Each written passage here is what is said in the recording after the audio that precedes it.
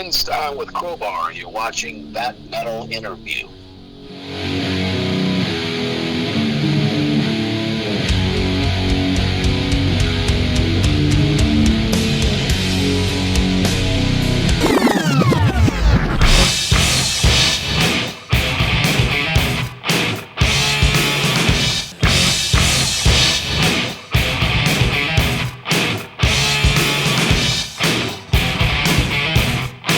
That Metal Interview. And we have a New Orleans-based metal band. I'm not going to reveal the genre, but they have been referred to as a sludge metal band, which frontman Kirk Windstein is not very fond of that name. But anyways, the New Orleans finest riff bringers, CROWBAR, will close out the year with a final run of U.S. shows. Of course, the tour began in Houston, Texas, November 5th. It depends when you heard this interview, of course, with Soulfly, with a couple of dates in there. And it'll make its way across the U.S. Through about 24 dates, 24 cities, if you will, through November 29th, ending in New Orleans. Support will be provided by Morbid Visions with a Z. Purchase your tickets. Go out and support Kirk and the guys. Go on through their socials for the tour date. Kirk is here to promote that tour, as I've told you guys. So anyways, right now, we will present to you one of my favorite jams from CROWBAR. This is Planets Collide from their 1998 release, Odd Fellows Rest. Check it out.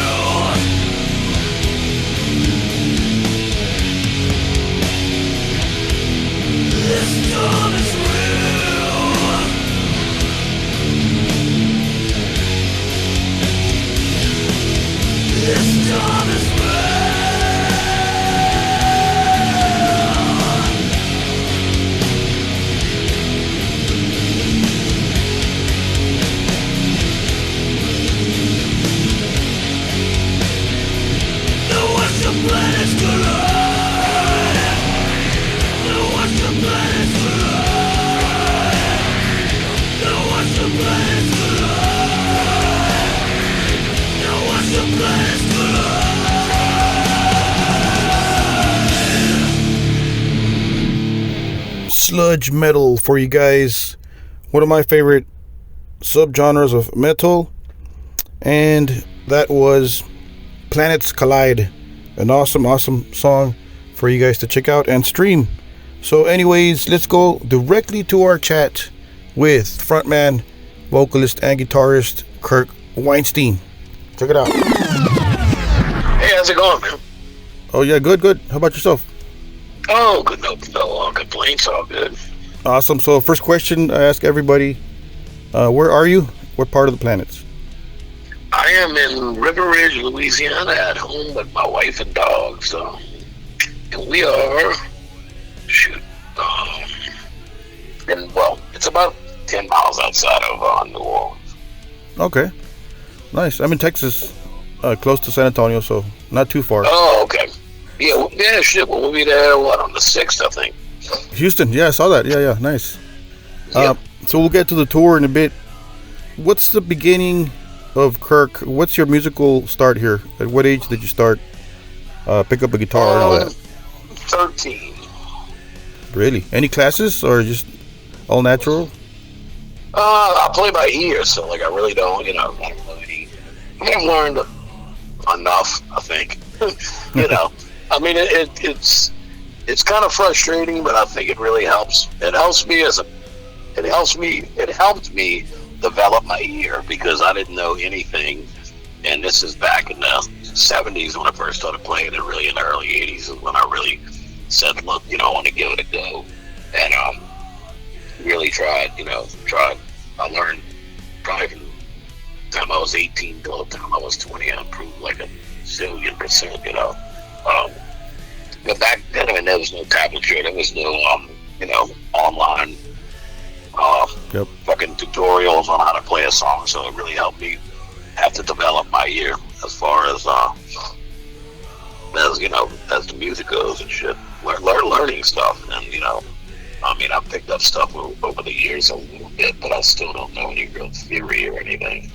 Yeah, you don't need that stuff to make a band. Well, it's been working, worked this long, so hopefully it's all good.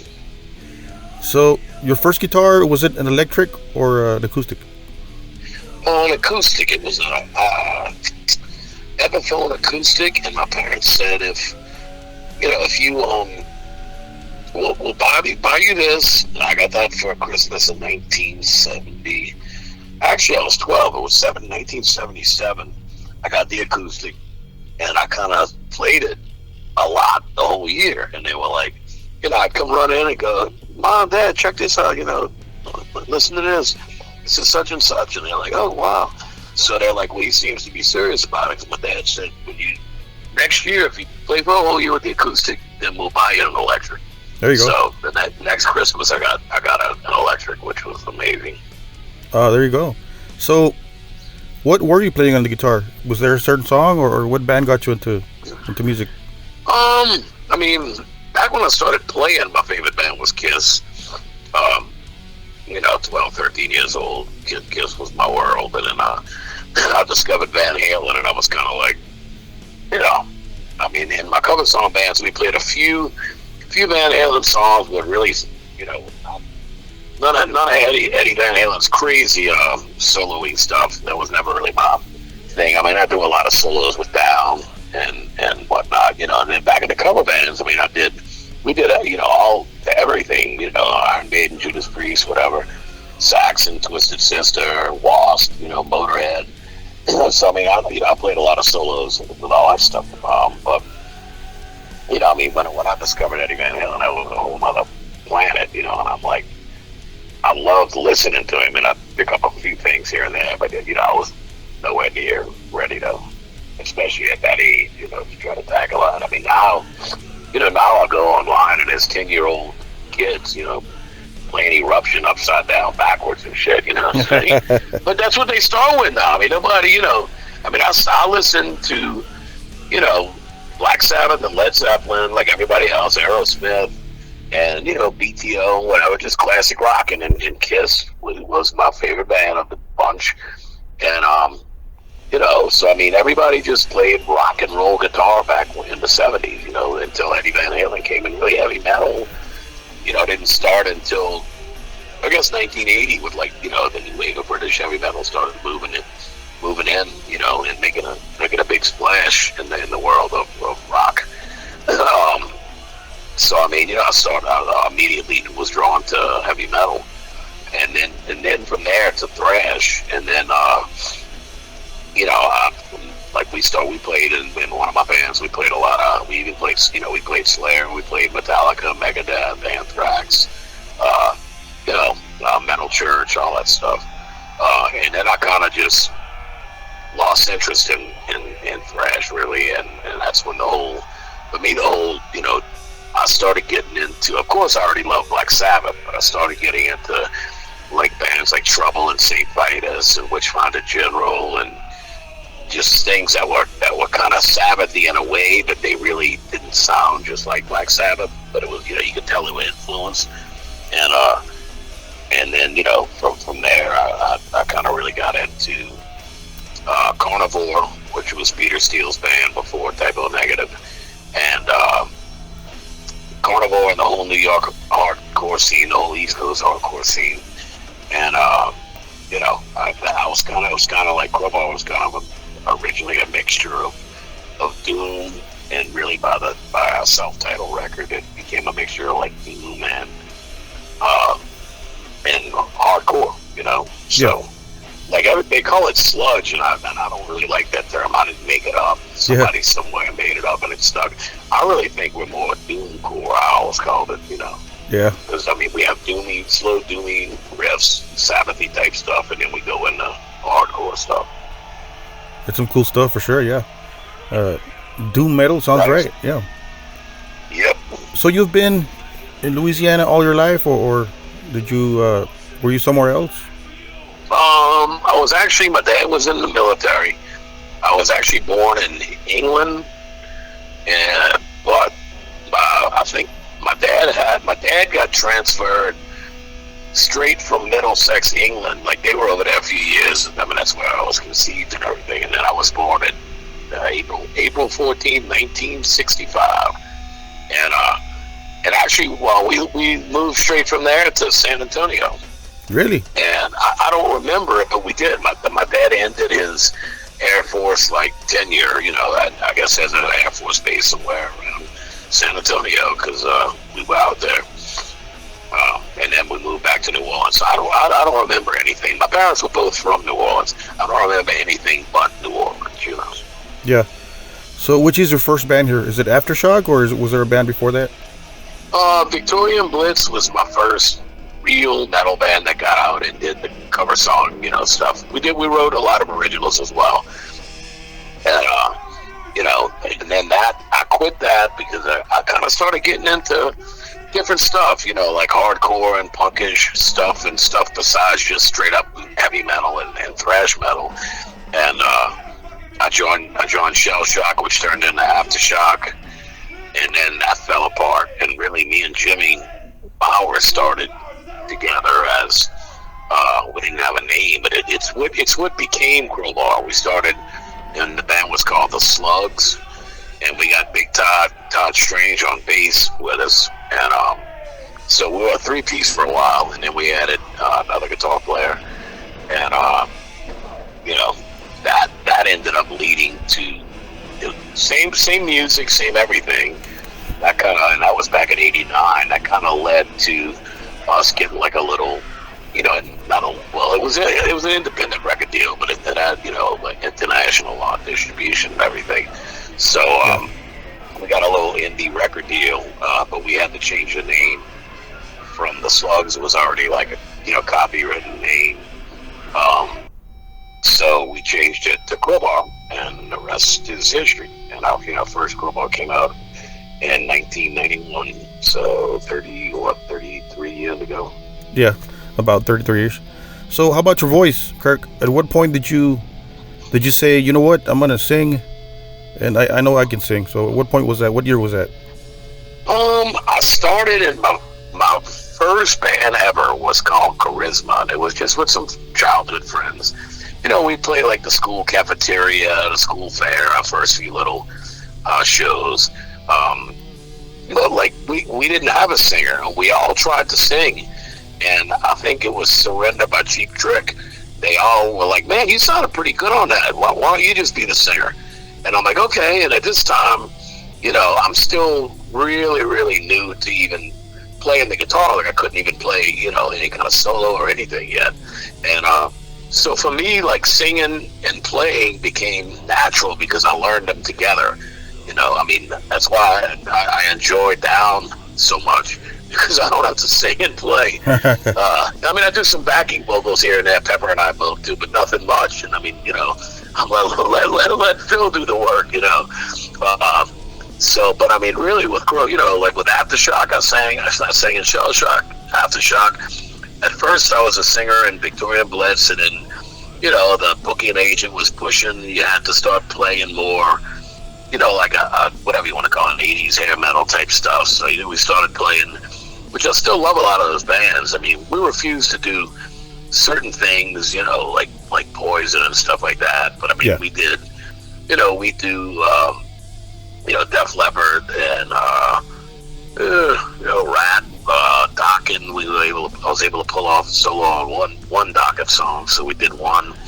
And and we started what ended up like leading to the end of Victoria and Blitz was we were all into heavy stuff. So we quit playing all that shit, and we started playing Metallica and Megadeth and Anthrax and Slayer and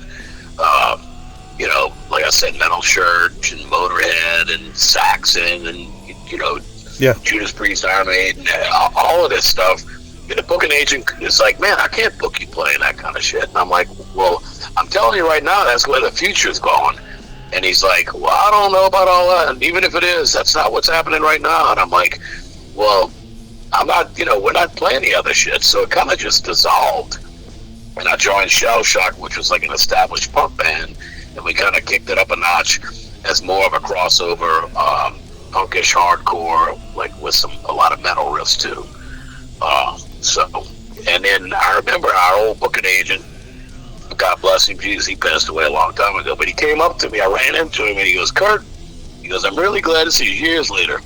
This is like probably, 10, 12 years later or something from when Crowbar was already out, we were already touring around the world, and, we had already done the first Down record, the whole 9 yards.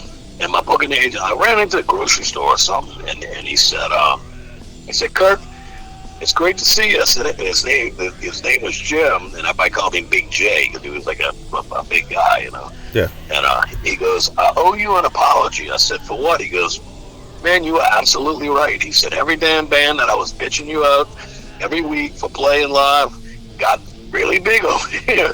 And he said, you were right about the future. I said, well, Big J, thank you, bro. I said, I'm not one to gloat, but you know what? I told you so. And he kind of laughed and gave him a hug. And unfortunately, that's the last time I saw him. He was a nice guy. Wow. So you predicted the future. Very cool. Well, me and a whole lot of other people, it was kind of, to me, it was pretty obvious. Yeah. Like when Metallica, when Metallica, Megadeth, and Anthrax all got signed to major labels, and then Slayer couldn't really get a major, so Rick Rubin got him on Def Jam, which was a major for hip hop, had major distribution. So you got all of these fucking bands, Testament, even, everybody, on major labels, and I'm like, okay, well, this is where it's going. And I love that music.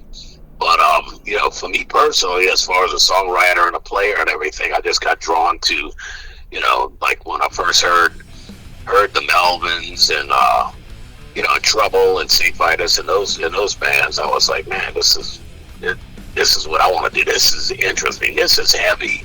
It's like thrash is aggressive. I don't think it's heavy. I think it's aggressive music, like hardcore is aggressive. Oh yeah. But the doomy stuff is fucking heavy, dark riffs. And oh yeah. And I was drawn to that, and that's been my love ever since, really. Oh yeah, good stuff. Hell yeah. So you guys have a headlining tour kicking off in Houston in a couple of days here, the 5th of November. Yeah, we leave next. We leave a week from Monday. What's today? Friday. Yeah, we'll leave a week from Monday, and we'll be in Houston Tuesday, San Antonio Wednesday, and that's a great bill. What happened is our booking agents double booked the tours. So you had Soulfly and I Hate God in Houston the same night as Crowbar and Morbid Visions, and then in San Antonio the next night, same thing. Soulfly, I Got and then Crowbar and Morbid Visions.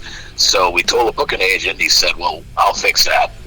And they ended up just putting the both package into two big shows, Yeah. Two like big ones. So that's great. Like one of my best friends I grew up with is gonna fly to the first show in Houston. He's all excited. He's a big Soulfly Fly fan and everything. Yeah. But oh yeah. So, but yeah, man. So it should be, it should be fun. So, how many guitars do you carry on the road, Kirk, and equipment-wise? What's the process here like? I've never really. I mean, with Down, it's a whole different story. I usually carry 3. I used to carry 4, but with Crowbar, it's so simple. It's a one. We have a lot of different, I hate to call it a one-trick pony, but I mean, as far as sound goes, I don't need, there's one tone, it's on 10 all the time, it's like, I don't need a lot of effects and things like that, so, I use the Randall RG100 ES amplifiers since the 80s, actually when Phil joined Pantera, Dimebag turned me on to the Randall. And I love them. I have 9 of them really? in my rehearsal room. Wow! But I don't use them anymore. They're kind of like, for lack of a better term, I think they're just shot, like they're just done. A lot of these are from 1985, so they're going on 40 years old. Wow! And they're very simple, solid state amps, but they just don't sound the same anymore. So I ended up, switching. I got a Kemper. And then we were playing with Biohazard in Philly, and they did their sound check, and so we know all those guys, we're friends with them. So everybody gives everybody a hug or whatever, and then Billy from Biohazard, guitar player, and singer, he says, "Man, you using a Kemper?" And I said, "Yeah, dude." He goes, "You like it?" I said, "I fucking love it." He goes, "I was using one with Megadeth, and my Kemper went down." And he said, Dave Mustaine said, "Dude, come here. You're going to love this." And he turned him on to this thing called Neural TSP Quad Cortex. And it's similar to a Kemper. I actually like it a little better. So I used it at rehearsal Wednesday.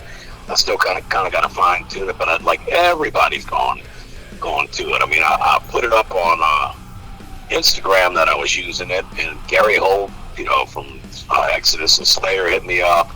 And, a lot of people are like, that's what KK Downing's using now. Gary Holt said, dude, that's my fly rate. That's exactly what I use. You can't beat it.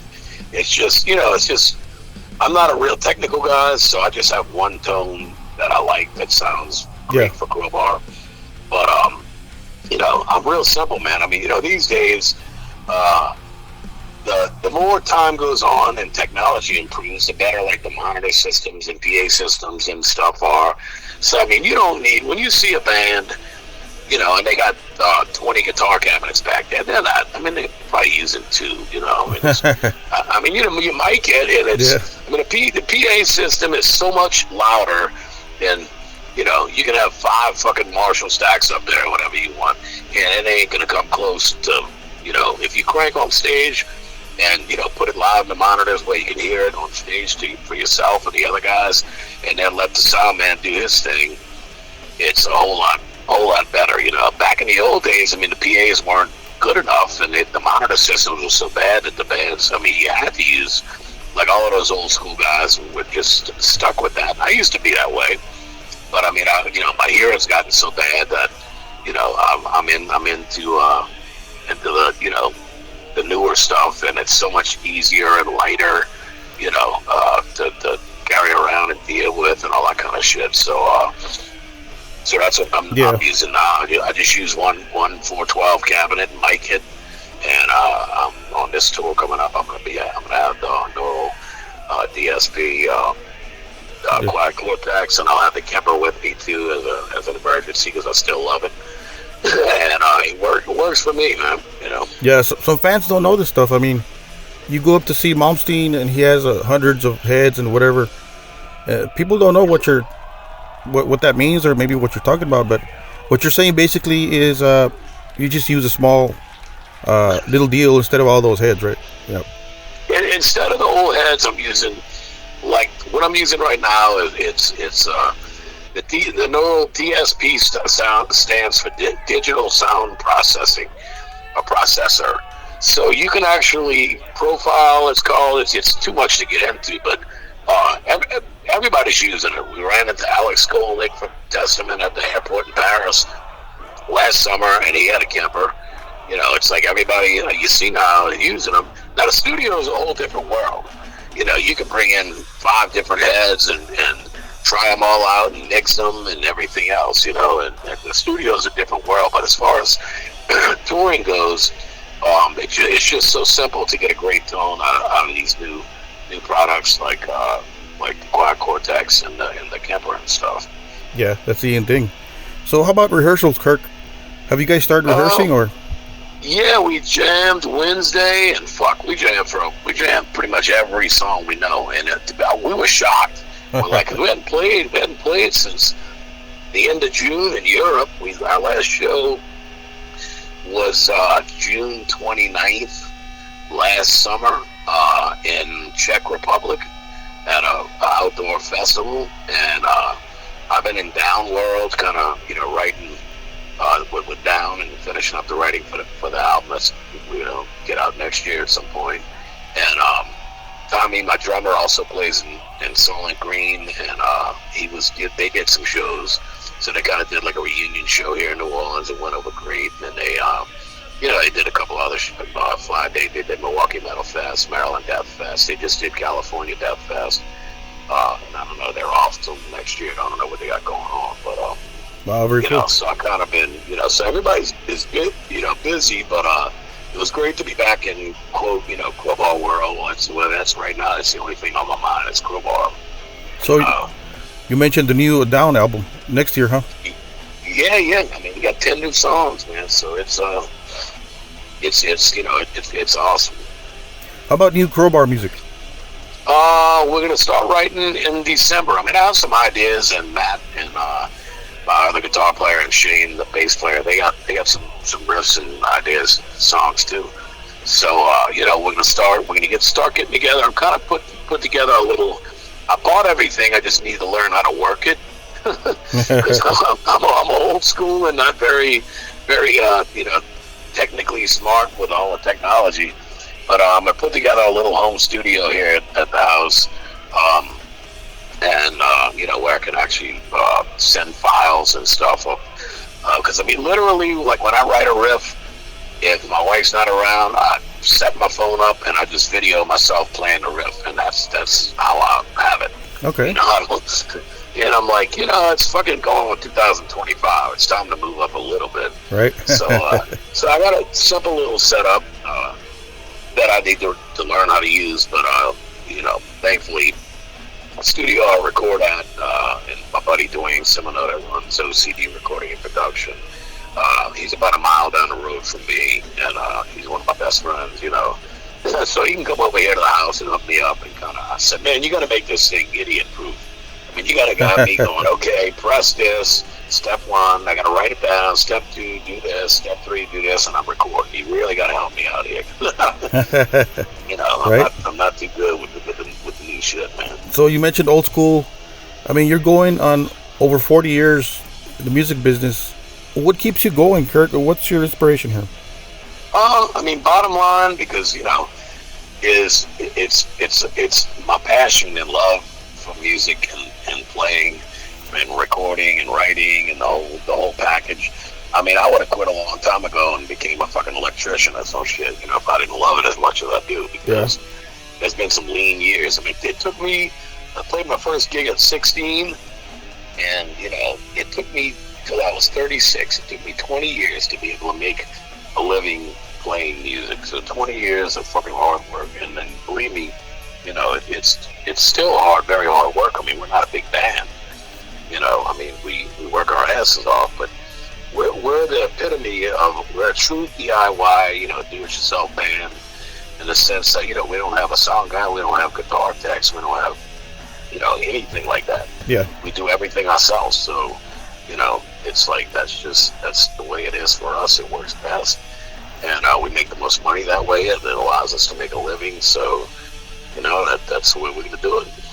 If you had a chance to change something, Kirk, in your life, musically, I guess, what would you change? I guess a regret or something. Is there something you would change?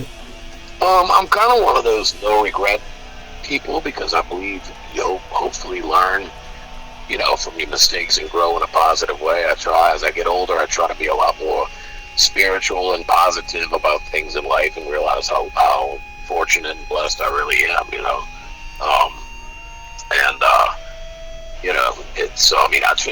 I'm kind of a no regrets guy. I mean, I've made plenty of fucking horrible mistakes. We all have, thank God I'm still here and doing what I love, and that's a blessing for me, I mean, having my wife, do merchandise for the band all around the world, and in the U.S. she's merchandise and tour manager, so having her be able to travel with us, and she enjoys it, she loves it.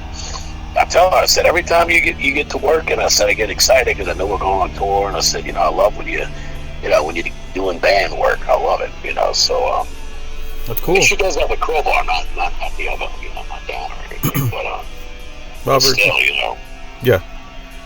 So you mentioned the Pantera guys, Dimebag. You knew those guys back then. Phil, of course. Yeah, sure. Can you share a quick story for the fans? There's way too many. Yeah. Honestly, like, people always say, "Oh man, it's what's the craziest thing that ever happened on tour?" And I'm like, I kind of laugh. I'm like, well, it's impossible to give you one thing, but you get that Dimebag was involved, and he probably, was a mastermind behind the whole crazy incident. So he was the best to tour with, as far as just, goofing off and just getting drunk and doing stupid, funny shit. Nothing bad, just. Yeah. And my wife's like, "Oh my God," I'm like, "No, babe, it was just a couple of dudes just fucking off and doing stupid shit, getting drunk, listening to fucking, like, old Kiss and shit, Very cool. But, what an honor. That's just an honor. Wow. So what's next on your agenda here, Kirk? Of course, the tour. What's the immediate future here for yourself? Rehearsals and just getting ready for the tour. I mean, I got an interview in, I think, a minute. So yeah. So I'm about to run. Yeah, I got one at 2 hour time. Awesome. Appreciate that, Kirk. Thank you for chatting. You coming out to the show? Of course. You come out? Of course. Awesome, bro. Come up. I go out by merchandise and hang with my wife a bit. I like to meet the fans and hang out and have some beer and shit. Yeah, for sure. I'll see you. Introduce yourself, man. Yeah, I appreciate it, bro. Yeah, James. I'll see you in San Antonio. Of course, Kirk. You got it. Thank you, James. Awesome. Take it easy, man. Bro. You too. Thank you. Okay, bye-bye. We thank Kirk. Thank you for making time and chatting with your fans, and of course with your friend James from That Metal Interview podcast, all the way from the state of Texas and from the U.S. and the planet Earth, going around and around the sun. Anyways, don't forget to support Kirk and the guys. Their latest album is titled Zero and Below, dropped in 2022, March 4th to be exact. An awesome record, 10 awesome tracks that I truly recommend. And go out, of course, and support them on their tour, which they are promoting right now with Morbid Visions as direct support, and a couple of dates with Soulfly. Isn't that badass? Anyways, don't forget to subscribe and support us through social media, via social media at That Metal Interview. Don't forget to subscribe on our YouTube channel and ring the bell for notifications. Don't forget to keep it metal.